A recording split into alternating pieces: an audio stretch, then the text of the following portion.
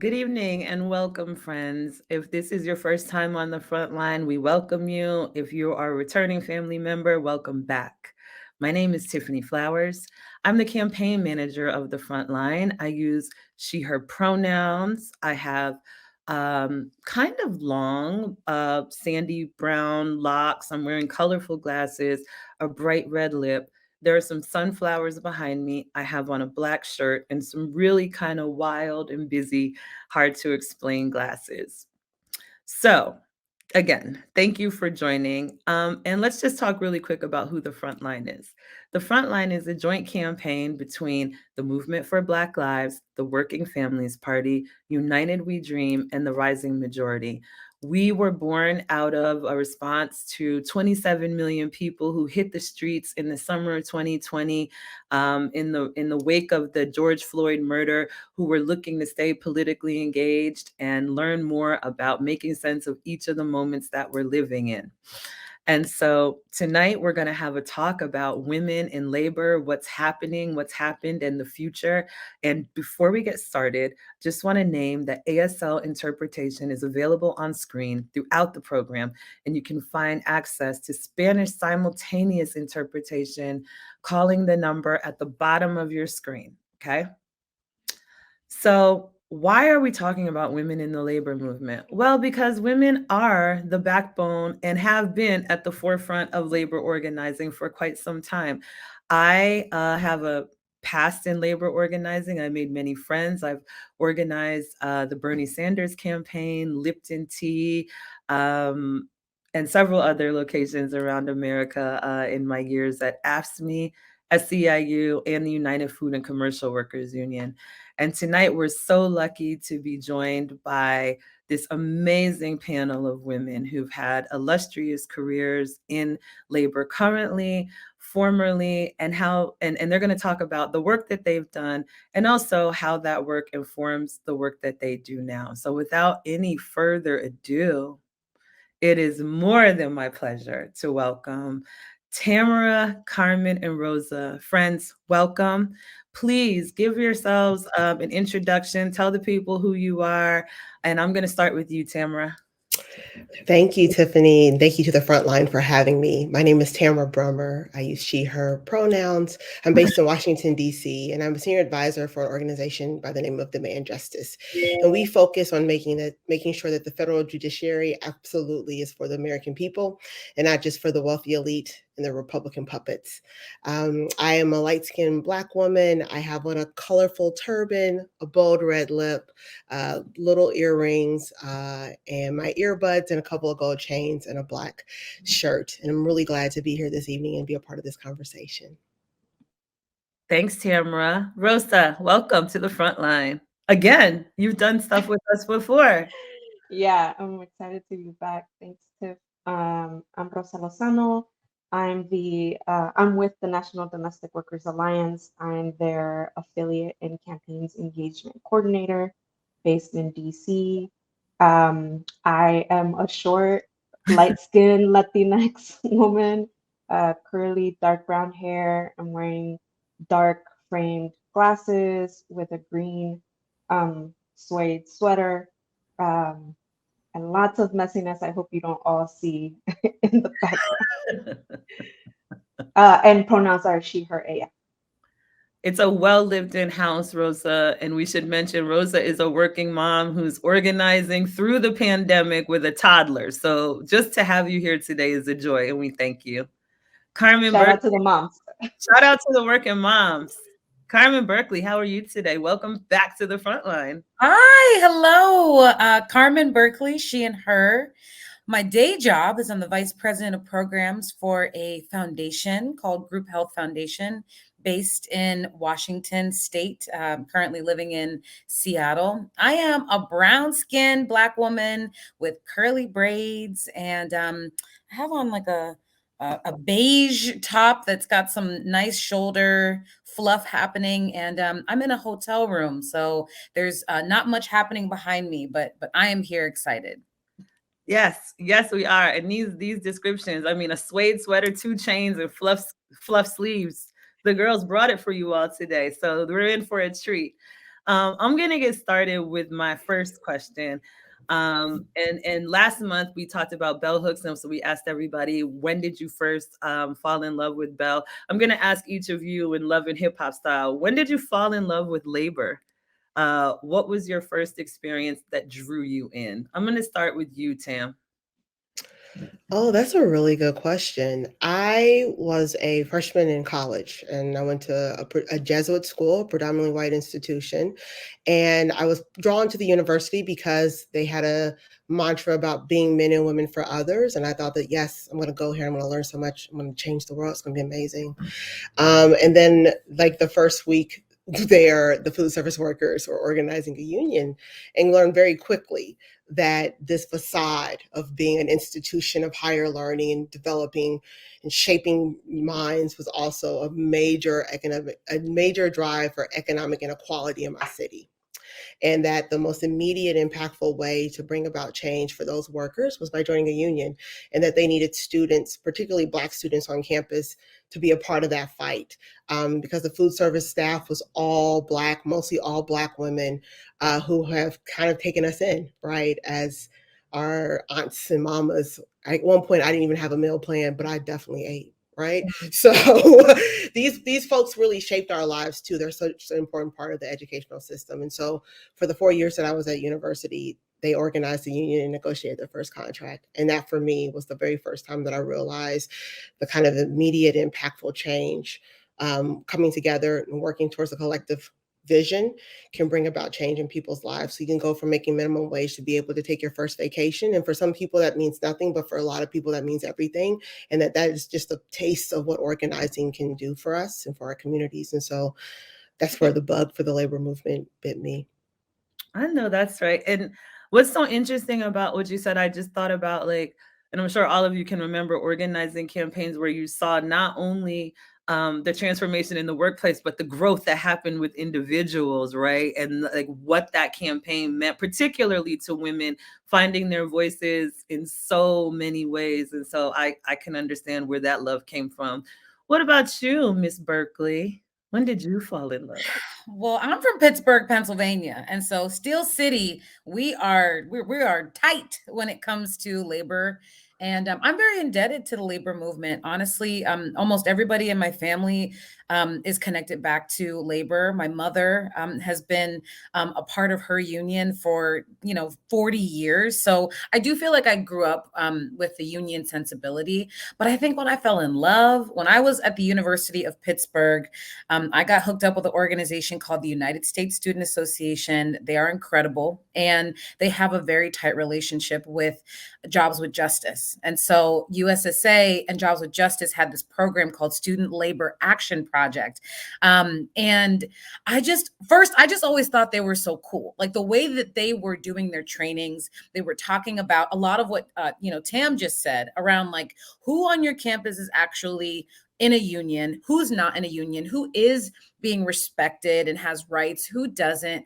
When they would come in and do these trainings, I wanted to be them because I felt like, wow, if you all could be on our campus basically giving us this level of education, like what does that actually look like when the people who are working in these jobs feel empowered to say what they need to say or do what they need to do to get their wages, get their safety, and get their protection? So honestly, through what I felt was like some cool organizers, it honestly led me into my career to working at United States Student Association and later in labor. So I'm very indebted to the Student Labor Action Project, Jobs with Justice, and United States Student Association. Shout out to Jobs with Justice. Shout out to Erica Smiley, Sarita Gupta, Scarlett Jimenez, Carlos. So many dope organizers. And that's just to name a few. Blame it on my head, not my heart, y'all. You know, I love my J with J family. Um, so yeah, Rosa, that's part of our origin story of the J with J crew and how we kind of came up in DC. So when did you fall in love with labor? Yeah. I feel like it was kind of like a birthright a little bit for me. My dad was a union organizer with SEIU, at that time, Local 82. He was part of the Justice for Janitors campaign in the 90s here in DC. So I was exposed to trouble, good trouble, from a very young age. And so I think I was always, and, it being kind of a natural connection to his and my mom's origin of being like refugees, having been freedom fighters in El Salvador during the Civil War there. So it just like kind of came with this like innate connection and commitment to justice. And I think that was a natural kind of pipeline for them to go into. He went into labor organizing and she went into community organizing, um, specifically around like immigrant rights. And so like I think I kind of came at the crux, right, of like immigration and labor. But I think that myself, I kind of as like a autonomous, conscious individual, um, same as Carmen and Tam in college. I went to University of Maryland, and I was involved with United Students Against Sweatshops, and got really engaged in corporate greed campaigns, specifically like Russell Athletics, Nike. Um, and their connections to sweatshops in Central America. And so I think kind of seeing the connections of like the like commercial and like distribution, chain, and kind of all the like domino effects, right, that process has both on like workers here in the United States and abroad. And so I think that experience of working with workers that had been, risking their lives in other countries to achieve rights that are more accessible to us here, depending on who you are here in the U.S., I think just kind of struck me, and I think I caught the bug, and I was like, I really want to dedicate my life to like making, to adding my grain of salt to this, right? Shout out to movement babies, raising one right now. And what they end up being in the world and in our movements. Yes. And to your parents, I don't know your dad so well, but I know your mom is a beloved community member in Washington, D.C., who has had such an impact on the greater community. So shout out to your family, Rosa, from one struggle to another. And they really brought it to D.C. So sticking with you, Rosa, I'd like for you to share a little bit about the kind of campaigning and work that you're doing and leading right now. And then, because you are the person on the panel right now who is still holding a significant role in the labor movement, could you talk to the challenges, right, of being a woman in this movement, in this work right now? Yeah, this is such a deep question. I think I still doing this. No, I think so. I think for me, like the the way that I look at my experience within the labor movement is like multifaceted, right? There's like my experience within like labor unions, my experience with worker centers, and my experience now with the National Domestic Workers Alliance, right? And they've all been very different. Um, and I think for me, part of the attraction to be where I'm at now is that one, it's an organization that's led by women, predominantly women of color, that I think have an extremely relevant um, perspective to bring to the crisis that we're in, both economically and I think socially, right? Coming out of like having, a white supremacist in the White House and having, a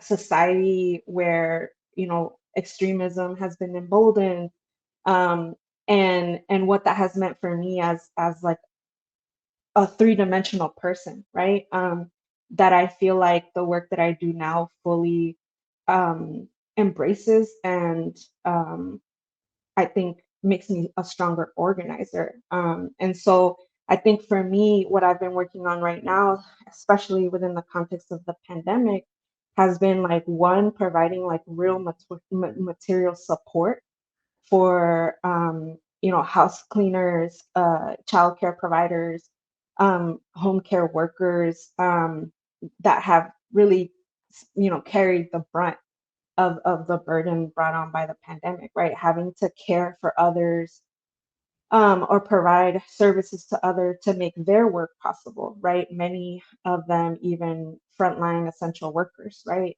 And also having to do that for themselves and their families unpaid, right? And so like really seeing that disproportionate um, weight, right, that has fallen on them, working really hard to give whatever support that we can, especially given that it's an industry that's like underpaid and undervalued because of who does it, because it's predominantly women, because it's predominantly Black and women of color, that who, an industry that has its roots in slavery, right? And that has been excluded from a lot of labor protections and therefore is extremely deregulated, and underpaid, right? And so like this under this, pandemic, that all was exacerbated and kind of like amplified. And so it was an opportunity to really socialize the public about what domestic workers really face on a day to day, and like an opportunity to like together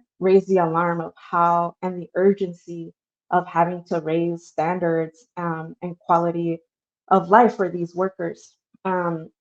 So it's been busy, but that's been kind of like the guiding light, right, for this work that has made it super fulfilling. I think the thing that makes it hard generally is that like everything's stacked against us, right? Like we're not coming from a place of power, like we're fighting power, right? Like we're fighting the status quo. And I think that that's always, to come from that is really hard because you're essentially trying to dismantle something that's not working and replace it with something that is the alternative. So it's like your responsibility to like project your vision of what how things could work better, but also having to like you break down like the systems that have been around for a long time that have a self-interest in self-preserving itself, um, and that sometimes also allies that are involved in kind of making another world possible also having conflicting interests, right, in in that journey, right, of like of empowering a subset of workers. So I think that's the biggest thing, is just the terrain, right? It's like the political conditions right now are not um naturally um in place to like allow for this change to happen, and definitely not for this change to happen quickly. And that's what we need right now, right, given kind of like the state of things. I mean, just like an organizer, to keep it on the workers and the struggle and not touch on the personal. And I get it, Rosa, but I think that's real, right? I think that it's very real. Um, all of the conflicts that we face as organizers, and then we have to not only face them and fight them, but help people make sense of them, as well as try to live in this world, as you so duly noted, as these three-dimensional people who also want to bring balance and want to bring justice and want to have peace and want to, it is seemingly an insurmountable challenge, but I do want to shout out orgs like NDWA because they are North Stars in these movement in this movement. With the lens of care and relief, and I surely know it's like the drum I've been beating on for years now, that like it's probably is the only way in my theory of change that we get out of this, and demonstrating care and relief, raising awareness about who provides it, who gets the least of it, and how we redistribute it so that everybody has a chance to actually recover and deal with the trauma that we've been through. And the fact that you guys are prioritizing that work for women, for Black women, is it's a North Star. So thank you. I'm sure it isn't easy work every day, but thank you all, and thank you for your leadership, Rosa. Thanks to Of course. Um, so I want to move on to Carmen and Tam because we're lucky enough to have folks here who are currently working in labor like Rosa, but the wisdom of women like yourselves who played significant roles in labor not too long ago. And so I want to touch on Um, and this is going to be a tough question. I want to touch on what made it hard to stay and what made it hard to leave. I have my own story, and I know it wouldn't be easy for me to share or tell, but I'm going to ask you guys to do something that I don't know if I could do. So, Tim, what made it hard to stay? First off, I just want to recognize for the folks watching at home, there was this moment, at least in like international unions, where young Black and brown people were not just leading, but driving the program and driving like big tent labor. Like it's, as a person who, like, my whole professional career was in the labor movement before my current job, to be like one of the last things to get to do is to work with these women here and a couple of other dynamic women of color. I just don't like the conversations we're able to have now about the labor movement is because of the work that the women here on this thing are doing, have done and are doing, and others around us. I just want to name that. Like, you know, we wouldn't be talking about Starbucks workers if it wasn't for the work that the women on this panel had done before. We wouldn't be talking about, you know, tech workers and gig workers organizing if it wasn't for the vision of the women who are on this call right now. So I just want to name that we are living history, and some of us have taken that. What makes it hard to leave the labor movement. What made it, I don't even know if this is the right question, what made it easy to leave is because it was no longer a space where that type of vision was acknowledged. I won't say rewarded, but like funded and supported. And so for me, COVID hit, and it became very clear to me that the work that the work that I was doing at the union I was at was a reflection of the larger movement. And this is big tent labor, right? Like, I think what was also key is that Rosa works at a place with workers who have not been a part of the big labor movement, that the big labor movement has pushed aside, but has decided that they're going to organize regardless, right? And so recognizing that we're in a moment of crisis, like this is the moment, you know, I remember March of 2020 being like, they're about to shut down everything and they want people to go back to work without protections, without a clear vision. So that made me nervous. Then the video of George Floyd was released. And once again, the labor movement was flat-footed and unprepared. We have been here before, right? That's what made it so hard. And some of the women who we're talking to today were at like the AFL-CIO in those other previous moments, had done amazing groundwork. And so here we are a few years later, had this same moment, and we're confused, having the same conversations. What do we need to do? Where do we need to go? And you know what? I felt like LeBron James, I'm going to take my talents and skills elsewhere, because I want to take my talents and skills at a place where they're ready for those talents and skills. You know, one of the biggest lessons I've learned for the work that we've done, about the labor that we put into building a strong labor movement, is that I have talents and skills as well. I'm also a worker. I am a laborer. And that if you're not prepared for that labor, then you can't receive me, and that's okay. I will go where I can be received and where I can do the work that I'm destined to do. And so I felt that although I worked in some of the best unions, some of the strongest unions, some of the largest unions, with some of the most dynamic people, the movement at that moment was no longer ready, was not able to hold my talents and my skills. And that there is work that needed to be done, and that I wanted to do that work regardless if it was there or somewhere else. And I think that the other thing that makes it kind of, you know, that made it hard to leave is that the folks who are on the front lines who are dying in COVID are our neighbors and our moms and our dads and our uncles and our aunts. When I talk to my white peers, they haven't been hit by COVID the same way. But I'm telling you, if you talk to the folks on this call right now, to us right here, we all have a personal story. I know of it, of someone we know and love who's died from COVID, and it could have been preventable. And so when you work in places where you know that is supposed to be our North Star, and we're so distracted from that, it doesn't help me I can't sleep at night, and I can't be rested to do this fight if I can't be where I need to be. And so I just felt like those two moments in 2020 made it very clear that I needed to be somewhere where my vision aligned with the vision of the work.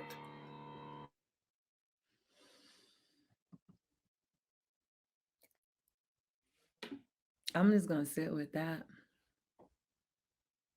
Um, I got a little teary because the point of this conversation, right, was to not just examine, send recommendations, hope that this gets back to the people that need to hear it, but also to recognize and to give flowers to my peers and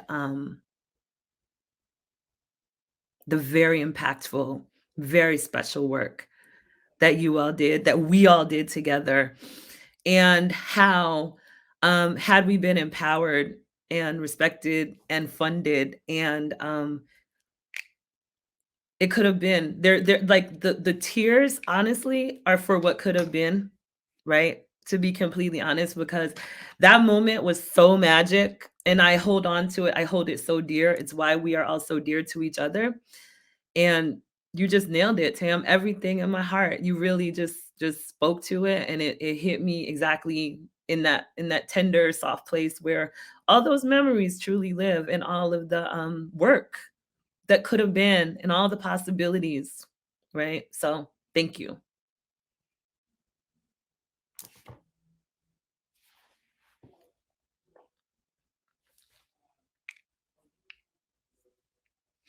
If you're ready, Miss Berkley.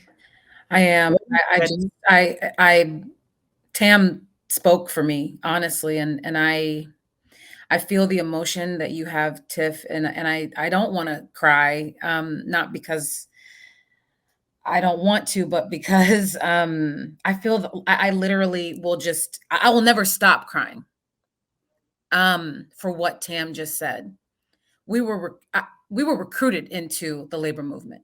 I was minding my own business, working in other nonprofits, and I was recruited to AFSME International, working in their digital department. Some people don't even know that, and those were a hard 6 months. I was on the comms team, and they were still challenging because I think that, like many of you, people are attracted to our personalities. They're attracted to the things that we say, but they're not necessarily so attracted to the level of intellect, the amount of study, and that we are folks, even as Rosa said, we are students of this because of who our families are, because of who our parents are. This is not existential to me. It's very like tangible. And so, at least for me, later in my career, when I went off to run the civil rights department at the AFL-CIO, what made it insufferable was that we had the smallest budget. Women make up more than 50% of the workforce. There are so many. I could just do a whole list. Black people, Latinx people, Asian people, Pacific Islanders, LGBTQIA people that wanted to be together. And all of us that were working there at the time were creating this inertia. We would bring people together, have these beautiful trainings, these beautiful conferences, these beautiful campaigns. And it's almost as if when we were walking in, that was the thing that made you want to be there. It was energy. It was electric. It was fire. I remember one time in the what was it called, the Gompers room at the AFL-CIO, perhaps. Wow, we cut a fool in that room so I many mean, we times. were partying in this like room named after this white man. We were having events with NFL players, talking about black hair, talking about immigration, like talking about undocumented workers, talking about the car washeros. We were really pushing the edge. And at a time in American history, at least when I was working there, when American history was a true disappointment. Mike Brown, Trayvon Martin, Charleston, there were atrocities that were happening at the border. And still, we were able to build this thing across many unions, across many states and cities internationally, that felt like electricity. Mhm. And the reason why it was hard and easy to leave was because at the time we were not allowed to talk about what is now commonplace language, which was white supremacy practices and behaviors at the top of every single union. And while there are incredible people that work at the top of every single union, that are fighting for every single dollar that the majority of us have made, for whatever reason, there's this system that was allowing this like shadow government of people to prevent us from doing our job best. And it was painful to watch. And it was painful to watch people who had literally, 40, 50 years in their jobs. At the UAW, at UFCW, working their butts off, can't get into leadership, even though they've got a beautiful vision. And I think for me, the greatest disappointment of my life was when Trump was running for president. We worked at the AFL, so we were right across the street from Obama land. And I'm not saying that the Obama administration was perfect, because it wasn't. Oh, ma'am. But the energy in DC felt different. The energy at our job felt different. So I was looking for the unions to be like, by any means necessary, we will not let this person who hurts working people and people of color for real and women to come into office. And I feel like they sold us up the river. And there's a picture that I will never forget, which had Trump, the president of the AFL-CIO, and the comms director with their thumbs up at Trump Tower in New York. And for me, that was that was moment number one. Moment number two, and I know you all remember this, we all almost got in trouble for real because we were standing with the workers and the folks that were associated with the Keystone Pipeline. And we were saying, hey, we're actually in alignment with tribes. We're in alignment with other people of color. We're in alignment with actually like movement right now. And we got scolded at our job for standing with the folks that were in the Dakotas. And for me, I said, you know what? I'm not going to have my name on this, because in history, you all are wrong. You're wrong. And I will not be your puppet. And neither will the rest of these people. So if I leave, you don't have to kick me out of the labor movement. I'll leave willingly. But I know that if I leave, and if Tam leaves, and if Rosa leaves, that's going to send a signal to a whole bunch of other people. So when I think about my relationship to labor, I want to be in the labor movement. That's where my heart is still sitting.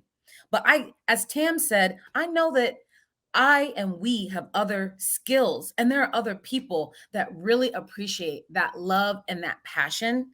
And so there are many people who hope to come back home, but are missing because of that mistreatment. Carmen Berkley, the work you did in the Women in Civil Rights Department will never, ever be forgotten. They'll never take it from you. They'll never take your leadership. They'll never take your brilliance. They'll never take, don't touch my hair. Don't touch my hair at the AFL-CIO as a workplace safety issue, ma'am. They'll never take that away from you, Carmen. They'll never take Tiffany Lofton, nor so many other Nady, who couldn't be here today but was invited, and blessings to her family right now. But Rosa was there. We know, we the family knows, and that's what matters. And we'll always love and admire you. The report you put out, the effort, the brilliance, like, again, the list goes on and on. But that's why, like you said, make the house welcoming and I'll come home. To that point, because I had to go back to the AFL for something. I was a part of another union. And, that report that Tiffany talks about, that Carmen birthed and like shepherded through to the AFL around like racial inequality, all these great things. That report came back, right? It came back. They was asking like, oh, we've got a report. And then I was like, well, that's interesting, because when I worked here, we also had the same report. So I want to know, what are we going to do to implement this report? I never got invited back to calls, y'all. Because the thing is that like I said, so like Carmen and like Nady were building something in that institution. Jamal were building something in that institution that they still get to leverage till this day. And then I think that is something that's just a testament to the labor movement in general in our country, right? Like, we don't get labor rights until Black women decide that we're going to fight, right? And then everyone else gets the benefit. And that's where we're at once again. We're continuing where we're at. Carmen, they can't take it away, my love. They'll never, ever, ever take it away. And you did. And shout out to Kevin Burnett. And shout out to Lee Anderson. And shout out to the beautiful graphics and the Martin Luther King, the legendary Martin Luther King Day weekend. I miss those days. I mean, that's what I mean by, an energy. And to me, that is actually, when I think of the labor movement, that's what's stuck in my heart. Nothing else other than it can look multi-generational, it can look very diverse, it can look like a party, and it can also look like a fight. And I think that that is what a lot of the uppers at the institutions are fighting against. Why they're fighting against our collective joy and freedom, I am not sure. But I do know that this time in history will not be kind to them, because there were some unions that had the opportunity to stand away from white supremacy, and they walked right on up towards the door. And that's why there are organizations like the domestic workers that have said, there's a different way, and maybe we're not perfect, but we're going to try to operate in a different way. And that's why they get blessings on blessings on blessings. Amen. Rosa, I'm going to ask you, as somebody, Carmen, Tam, and I all have the have the looking in the rear view mirror view of this conversation, right? Like, driving away, but you're dead in the middle of it. You're in the thick of it. And as Tam noted, you're not under like big tent labor, but you're in the movement. You're definitely in the labor movement. And you're, like you said, you're dealing with not just organizing, but organizing around care, relief, direct support, a lot of trauma. So what makes it hard for you to stay as a working mom and a wife and all the things that you are? Hard to leave, hard to stay. Yeah. I mean, I might not be looking back in the rear view, but the side view mirror, like I feel like, because it's a different world to be at the National Domestic Workers than it was to be at the AFL-CIO, than it was to be in the building trades. Like, Tam, myself, and Nady were the only women of color under the age of 35 that had ever worked at the painters union in organizing. Like, before us, there had been no women of color that had worked in that department. And like, in an industry where more women are coming to work, it's like, that is night and day to being in an organization that is led by, represents women, right? And predominantly Black and women of color. So like, I do think it's like, I have been able to reflect, and it almost is like when I transitioned from union labor organizing and came to NDWA, it was almost like not PTSD, but it was a recovery process of like working in an environment where my full self was appreciated and actually tapped into, as opposed to like suspected or like undervalued, and like, especially becoming a new mom, like that was a huge struggle and like a huge identity crisis for me, being in a male dominated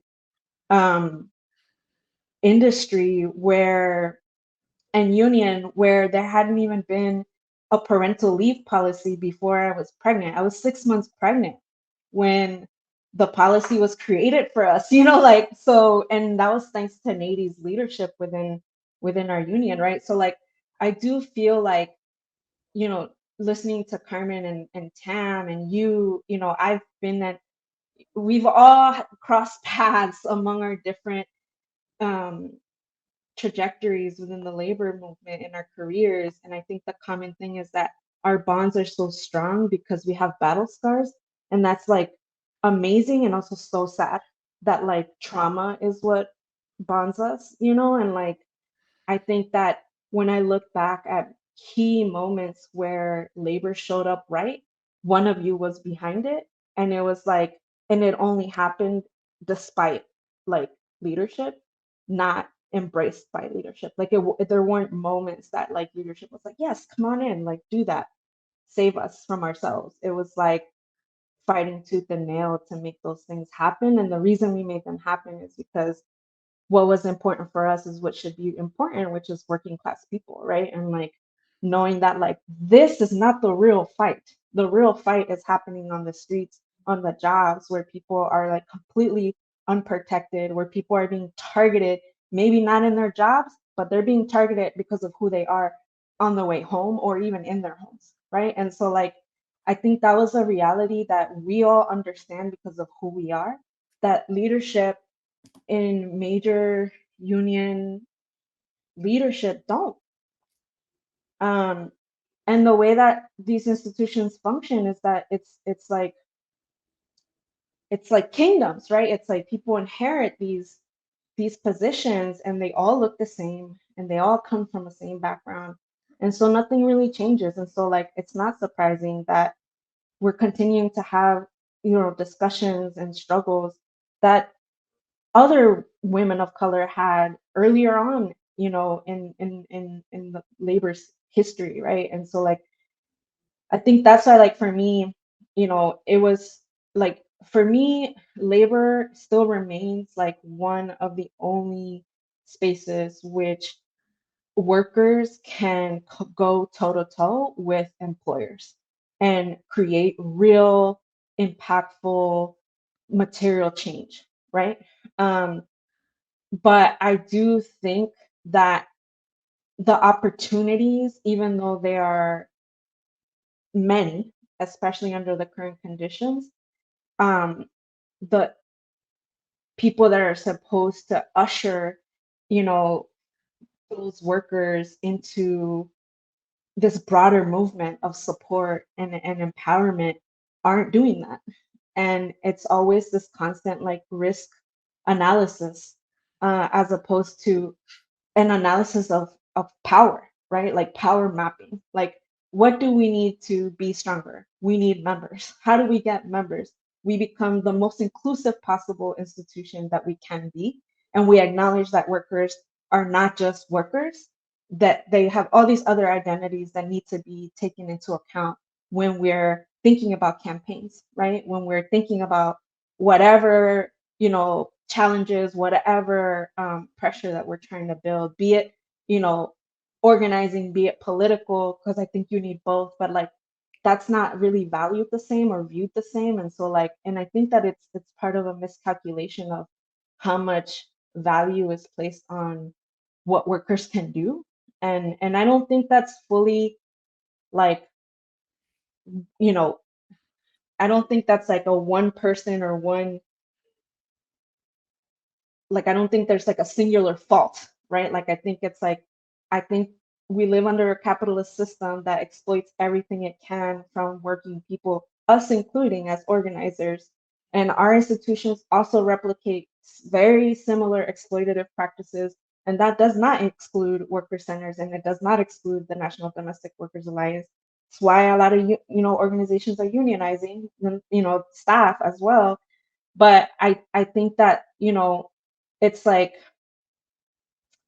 it's so we're replicating this and so it's like it's all enmeshed and so it's like really hard then to be the example of like how things can be different, and definitely in a sustained way, and so I think for me like being a mom, being younger, being a Latinx woman, like I think that comes into everything I do. And like, you know, thinking about what Carmen and Tam have said, it's like one of the things that I always think about is like people, you know, like we have our own personalities, like we're very like imposing or like um not aggressive, but like we take initiative and like that's welcomed when it's convenient, right? Mm, And it's welcomed when it's external.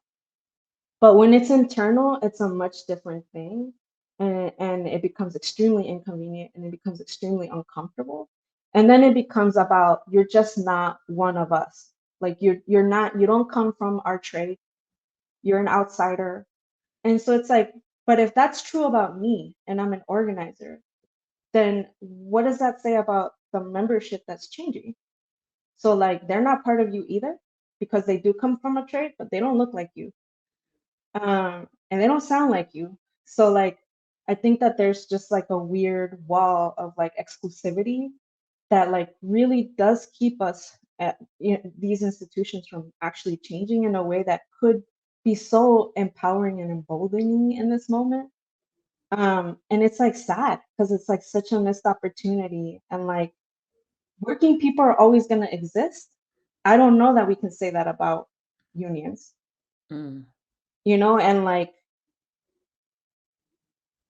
how sad would that be, right? That all this power that's been generated could just fall apart because people are afraid to really open the doors and let people in who might have new perspectives or like new ideas because they aren't from that, right? And that what would it look like if bread and butter issues were actually bread and butter issues to working people, right? Not just the economy, but race, not just the economy, but gender, like those are the things that keep me up at night because I'm just like, man, so much is possible if you would only let it happen. And so like, yeah, like I think that's what drives me. Again, I think we said it already, like no one has a silver bullet of like, this is how you organize working people and this is how you build power. We struggle with it too on the worker center side, but at least we're trying things that are different.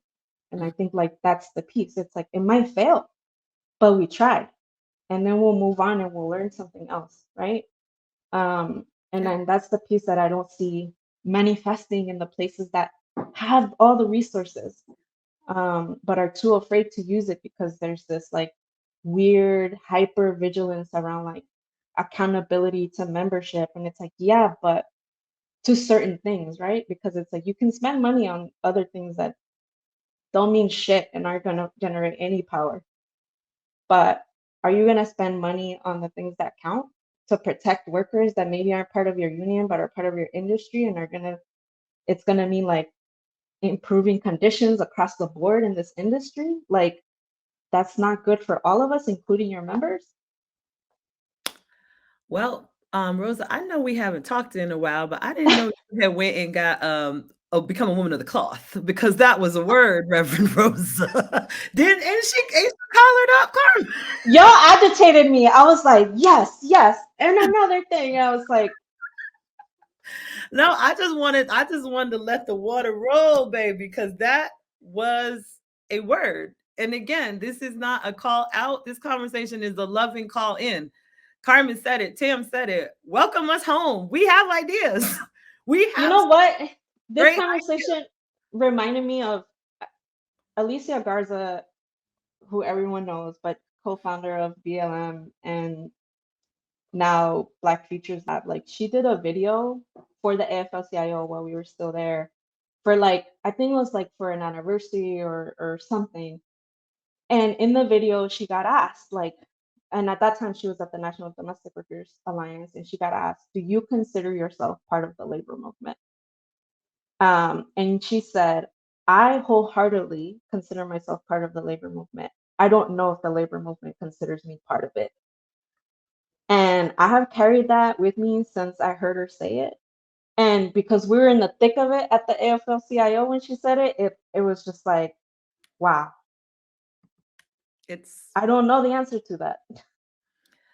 I don't either. And I just before I move on to the last question, I could stay here and take you guys' time up all day. But I do want to just note something that really was another arrow to my heart, Rosa, which was recovery. And I feel like I have spent and still am spending so much time recovering from almost 20 years in the labor movement to the point that when I first left labor and started my new job, my former boss asked me, was I afraid of her? And it was truly like, because I feel like I was, as you said, in labor, you're always feeling like you're someone is suspicious of you, or it's a one misstep, and it could be this and it could be that, and double crossing and triple crossing. And I didn't realize how impacted and traumatized I was until somebody else called the behavior out to me, because I was just so accustomed to having to walk that line. And so thank you for naming that and affirming that, because that's something that I have truly struggled with. And I know it's something that affects all of us as a just one little part of PTSD of the experience of working as a woman of color in that space. So thank you for your vulnerability and honesty. Um, and I have one last question, friends, and this is really Rosa, I think you touched on it. I think we've all touched on it again.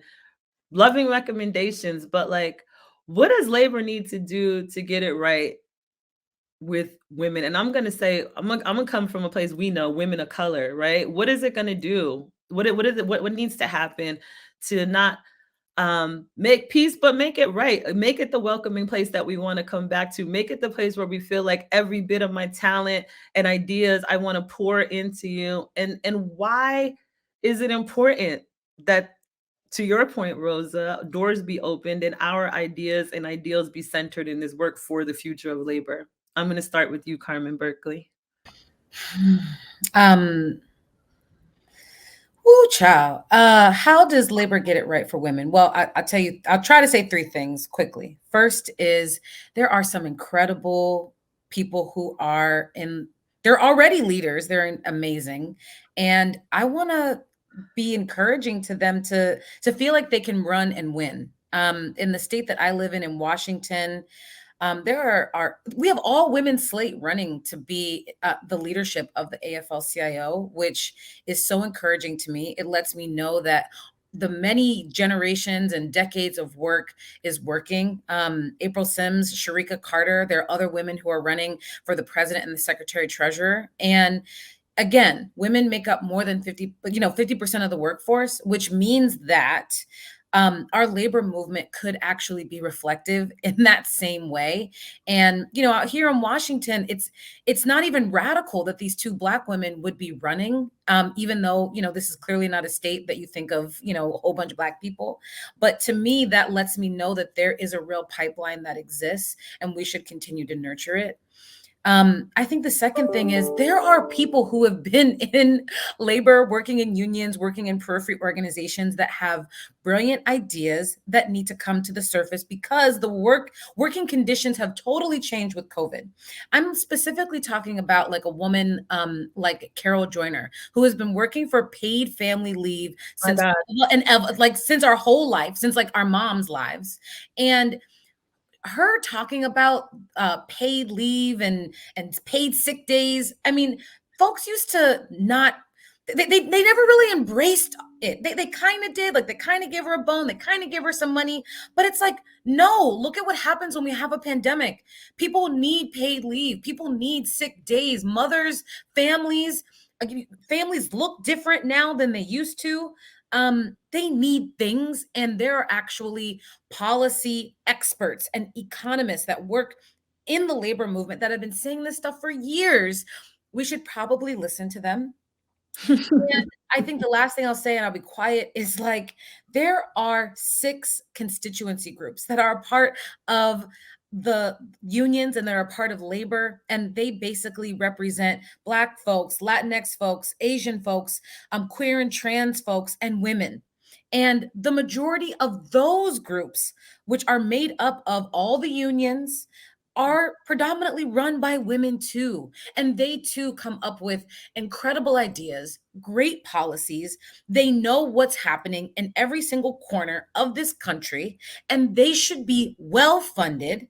And they should be listened to because the majority of us actually engage with those organizations. Because Rosa actually touched on something, which is folks often in the labor movement go towards bread and butter, but what's bread and butter for a woman like me being able to take off work with with no punishment to take care of my family, that for me is bread and butter in as much as my paycheck. Actually, I will take flexibility at this point over getting paid a whole bunch of money because that's what I'm going to need to survive in the years of 2022, and who knows what the hell else is going on. So, it's hard for me to be specific around women because to me, it's like we already kind of run unions in a way. We're just not getting the respect that is deserved for the role that women are already playing.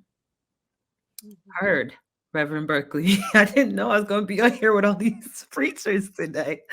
Tam, I'm gonna let y'all agitate Rosa, so then Rosa just No. Yeah, I just want to build on Reverend Berkeley's words. The things that came to mind too is like invest in leadership development. Like they're worker leader to be at a press conference to do co-author an op-ed, but for some reason that person could never become the director of communications. Like, what does it mean to really build a worker-driven led movement? And I think that that's the kind of work that I'm excited about. That's why I came to the labor movement, because working people do know what's best for them. They do know the kind of organizations they want to be a part of. So let's help build that. I also think expanding what the definition of economic justice means. It's like just going back to this bread and butter issue. Like, we used to talk about this all the time when like Rosa and Nady and I were at the Painters, where that the best example I could get is like a Black worker or a Latino worker predominantly in the South. So we have undocumented workers in the South. Bread and butter issues means how safe am I between the time I leave my house until I get to my shop. That's a bread and butter issue. A bread and butter issue is how safe is my child from the time they leave my house till they get to their school. That's a bread and butter issue. Because, it's a privilege that the only thing you have to think about is how much money comes on your check. It's a privilege that you don't have to worry about, well, this is a police interaction while I make it home. It's a privilege that if my boss doesn't like me today, that they would call the federal government, the full weight of the federal government on me because I had a question about my paycheck. Immigration status is a bread and butter issue. That's how we build power for working people. And so access to abortions is a bread and butter issue that the labor movement needs to embrace and wrestle with. In 2016, when we worked at the AFL-CIO, everyone told us that this was the year. We're all in for Hills. They get it. There's no way that Donald Trump could never win. Then he won. And then they told us Black and brown girls, he took our message. I said, which message? The one about economic inequality? Because Black people in the labor movement, who you also don't organize, understand economic inequality. But when Donald Trump said that he was going to lock up all the Mexicans, we also heard white supremacy and anti-Blackness. And we understood, we did the cost-benefit analysis about our freedom in this country and said, that's not my choice. But you all who have the power and the resources and who do know, decided to say, well, let's not talk about race. How can you not talk about race when our country is built on capitalism on the backs of Black bodies? So I would say, if you could extend your vision of what economic justice looks like, what it means to use our collective power, the collective bargaining as a tool to build power for communities of color, the labor movement needs to be talking about student loan debt, right? Public sector workers are going to be, like, we need to be talking about what economic justice really means for our communities, and that's how you build a sustainable, breathing, living, growing, powerful labor movement. And I think that's what's going to bring more and more of us back home. And not just us, because we might be the strategists, the organizers, but how do you bring the workers back to the labor movement?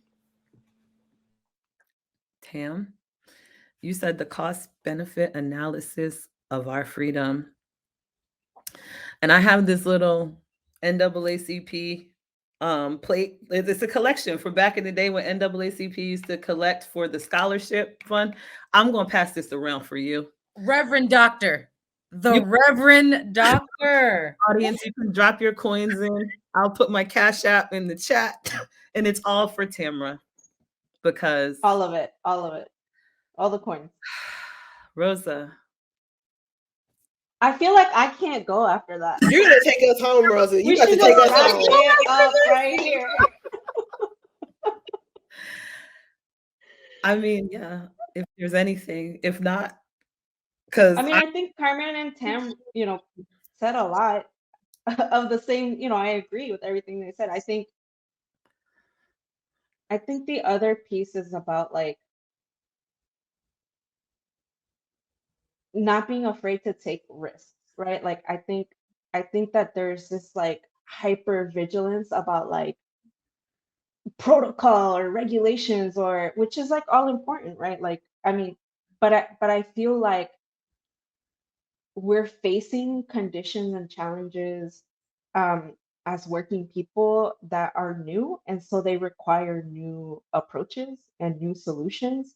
And the only way we're going to find out which new solutions or approaches work is by trying them, right? And I think that there are people that have influence within labor institutions that are trying, but I don't know that they're always empowered, right? No, I know that they're not always empowered um, to lead on those things, right? And so, like, I think one is really embracing.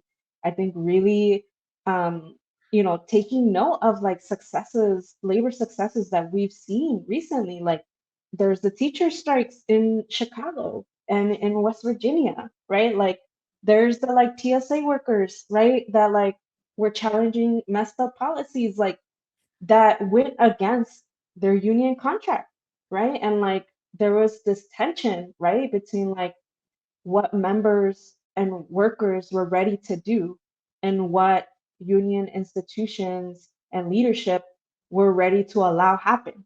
And for better or for worse, it happened, right? And so I think it's like how do in those moments leaders lean in to that power and that energy that's manifested as opposed to trying to curtail because of real fear, right, of like potential consequences, right? Because we're all under attack, right, regardless of of our level of power to push back. But that level of power should mean something, right? Like, or else what's it all worth, right? And so, like, I really do think that like working people, both unionized and non-unionized workers, are really looking to see how are you going to step up and what are you going to lean into and is are you really going to represent me and are you really going to support me? And I think these opportunities for strikes or these opportunities for challenging employers or even politicians if necessary are going to continue to arise. And I hope that and I think it's necessary to step up to that call, right? um, I think also just thinking longer term instead of shorter term. I think, a lot, and this is part of, the strategy, right? It's like we're being constantly attacked on all different fronts. And so that we don't have time to collect ourselves and like build a united pushback, right? Or fight back. But I do think that part of it is that we only, a lot of times within the labor movement, it's like we're just putting out fires and we're not thinking about what we're building towards longer term. And I think that's super important, like for us to have a collective vision of what it means to have a powerful labor movement in 10 years from now. Like what does that mean? What does that look like? I think is going to be extremely necessary, especially in thinking of how, you know, just even employee employer relationships are changing, thinking about how, the demographics of industries are changing. It's like really, really doing the legwork to address that, right? To really adhere to the changing needs of your base. And I think also just thinking sustainability, right? Like I think there is a shift happening within the labor movement connected to climate justice, where it's like we are, I do think that there's a difference between when we were doing sneaky shit on Keystone Pipeline to right now, right? Like I do think that there's this like moment of clarity where it's like, oh yeah, like if our world burns to shit, and like it won't matter if we can raise our contract to an additional dollar next year, right? Like so I do think that like tapping more into that like sustainability questions, and how we play a role in crafting that narrative, right? I think it's going to be extremely important. Also, just part of our responsibility as a movement to also like do the education process for those at our base that don't understand that connection, right? Because not everybody does, but it's like, how do we start to weave um, all these different issues that have either a direct or indirect impact in our ability to build power and actually change things? I think are all things that are super possible. um, Definitely not easy, but are possible, that I think are going to be necessary for a healthy future of our labor movement. I can't leave without saying thank you to you, though, Tiffany. I'm so sorry for jumping in, but as I was sitting here listening to everybody, and I was looking at you, you know, I don't know if your audience knows that you were the vice president of UFCW Local 400, and that's how I know you. That's how we know you. And I think what's important for folks to know is that there are a lot of unions. There's not just one mega one. There's many, and that you are a representation of somebody who was doing your job. You were doing incredible work. I remember there'd be times we'd ask you for stuff and you're like, well, yeah, I'm going to do it. And we're also organizing these workers in Virginia or Maryland or wherever you were at. And you still showed up in the spaces that the three of us were in, and probably many others that we don't even know about. So just to, directly answer your question, like what can labor do to get right with women, is to say thank you to women like you, who even remember that those of us who used to work there exist. And thank you for what you did for UFCW and for other Black women and other women of color who just needed to see representation, like they needed to see their mom and their auntie and their cousin as like the vice president of something. That's a really big deal, Tiffany. So thank you for what you did too. Carmen, you know I'm a crybaby. All of these women, everybody that really knows me in real life knows I'm a crybaby. I cry at the drop of the hat, and that is really special, friend, and I appreciate that. And I miss labor. I miss our times together. I miss everything that we built. I am lucky enough to still live with a labor organizer, and so I hear things here and there, and it keeps me connected. But the work that we did together, the four of us, and all the men and women and folks who haven't been named today, will always be some of the most important work of my life. And I mean that. And you guys will all, this crew of people, this support system. And it wasn't just trauma, it was also an incredible amount of love, and support. And you got this, and group text, and like, no matter what it takes, Carmen, this shit is going to be successful. No matter what it takes, Rosa, we're going to win. Right. And like, that's how we got through it. That's how we're still here with the shred of mental health that we still have after it all. But like I told these women, what you don't know, audience, is before this call started, obviously we all know each other from work and life, but I thank them because these are also some of my heroes. These are people that have been on the front line, who they mentioned we met on the front line, and who have remained on the front line.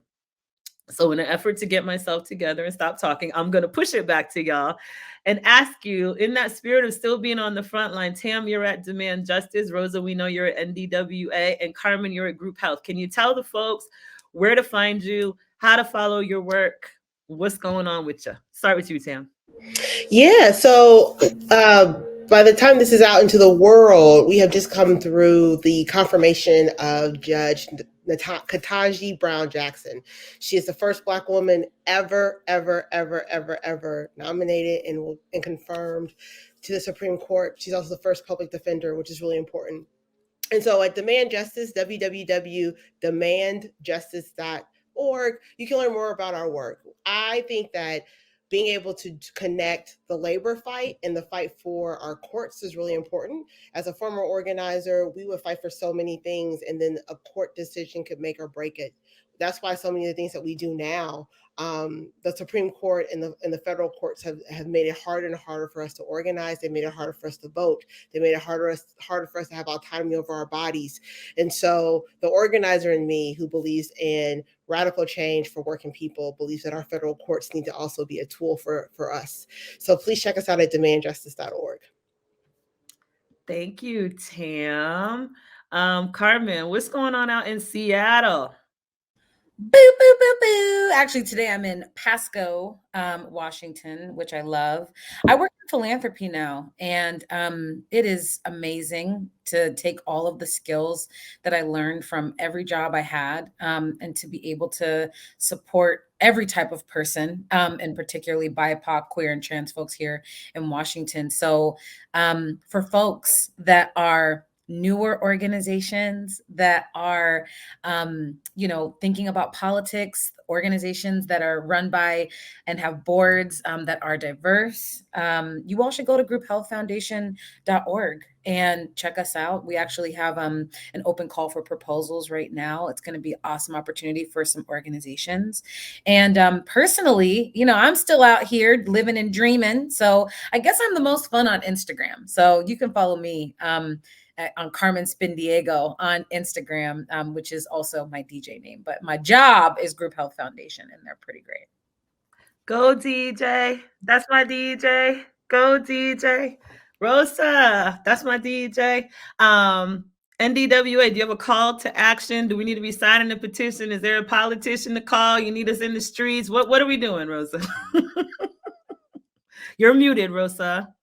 Rosa, you're on mute, babe. I got too excited. Always, there's all the petitions, all the calls to action. You can definitely follow us on our website, domesticworkers.org, on Insta, Facebook, and Twitter, also at Domestic Workers. We always try to uplift different domestic workers and tell their stories on social media. We've been drilling down super heavy on uplifting the need for Build Back Better. Lord knows what's going to end up happening with that. But I think definitely just uplifting the need for worker protections and a safety net for workers, especially those that don't really have access to anything else, and that it shouldn't be tied to immigration status. So all those fights and updates on those campaigns would be posted on our website and our social media handles. And yeah, I think also be kind and just to your domestic workers. So if you have a nanny, if you have a home care worker, or if you have a house cleaner, pay them well, and lots of gratitude to all of them, because they're doing that for you and they're doing it for themselves and their families at home too. Thank you for reminding us to be kind, each and every one of you. Rosa Lozano, Carmen Berkley, Tamara Brummer. I really cannot say thank you enough on behalf of the Frontline. This has been more than I could have dreamed for a conversation, and I really appreciate your time. Thank you for joining your Frontline family. You're always welcome here, and we love and appreciate you so much, friends. Good night to you. Thank you. Thank you. Night.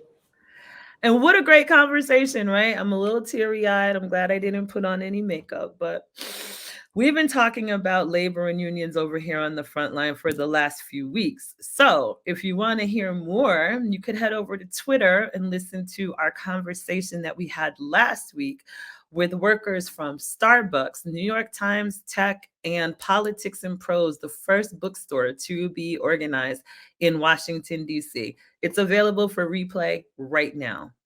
As always, friends, thank you for joining your family over here on the Frontline. Again, if it was your first time, we welcome you and hope to see you back. If you've been rocking with us all along, it's wonderful to see you, fam. Take good care. We'll see you soon on the Frontline.